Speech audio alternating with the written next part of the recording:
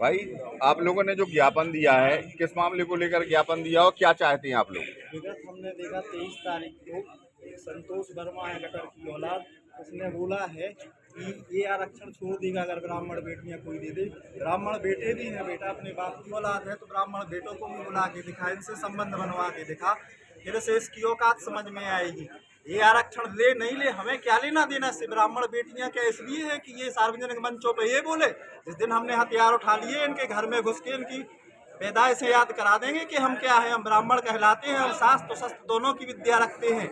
जिस दिन हम उस पे उतारा है जिस तरह से ये लोग बातें करते हैं कुत्ते की औलाद है, तो इन्हें समझ में आ जाएगा कि हम कौन हैं।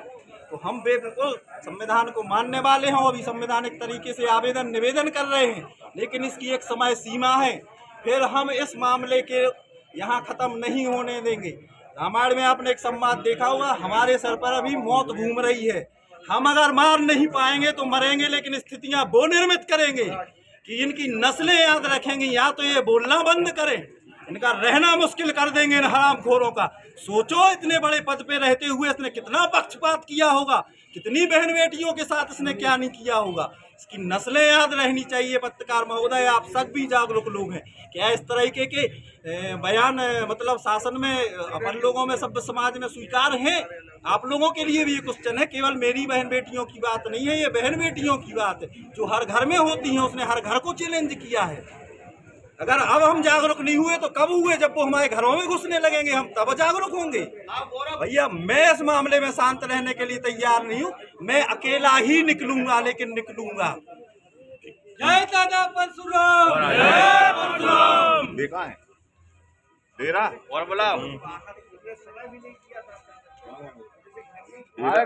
रहे तो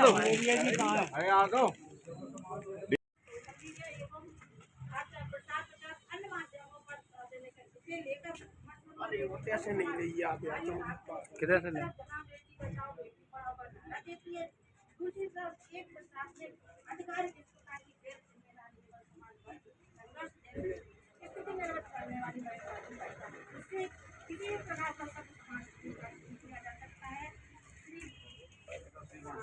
बिना है आवेदन का न्यायोचित कार्रवाई करने की कृपा। अगर कृपा नहीं होगी, नहीं होगा तो फिर पोस्ट डाल रहे हैं, अधिवक्ता संघ पोस्ट डाल रहा है, RSS के पदाधिकारी पोस्ट डाल रहे हैं। ये सब छोटे मोटे चीज नहीं है सर, हम इकट्ठा होके हम भी आ सकते हैं, हमें भी गलत बोलना आता है, हमें मजबूर ना किया जाए। आ जाओ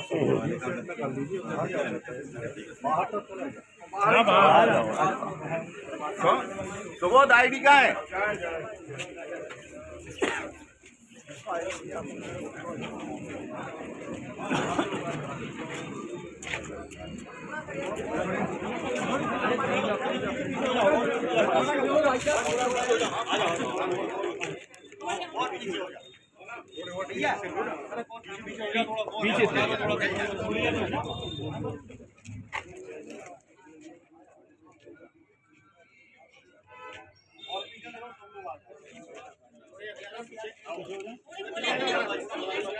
ब्राह्मण एकता जिंदाबाद, ब्राह्मण एकता जिंदाबाद, ब्राह्मण एकता जिंदाबाद।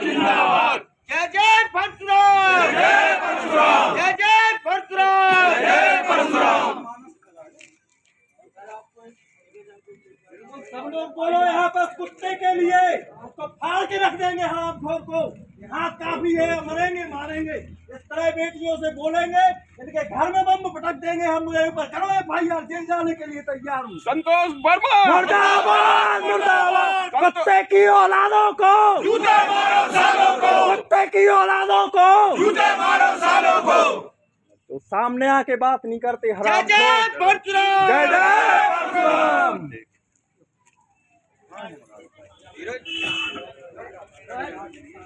मोटर चल रही है।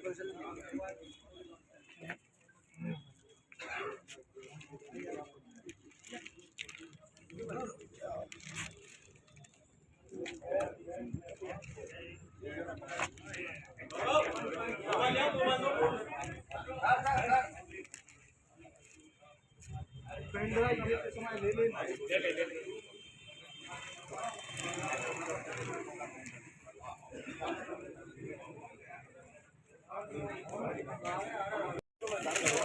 एसपीओ में भाई आप लोगों ने जो ज्ञापन दिया है किस मामले को लेकर ज्ञापन दिया और क्या चाहते हैं आप लोग?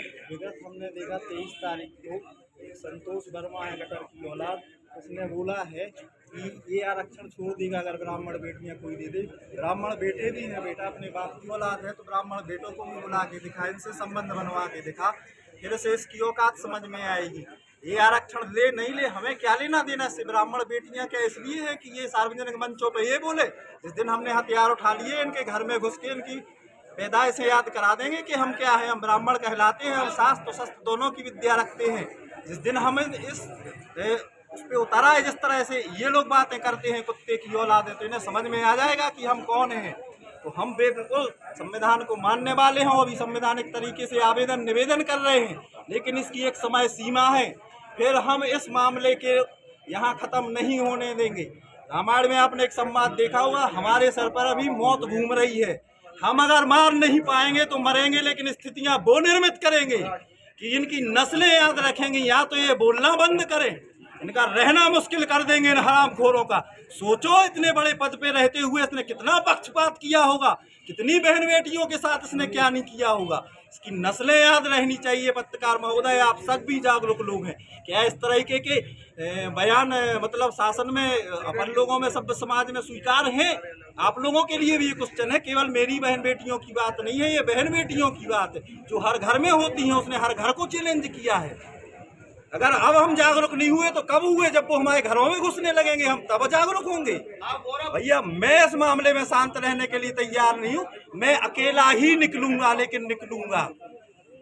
जय दादा परशुराम, जय परशुराम। देखा है तेरा और बोला बोल रहे तो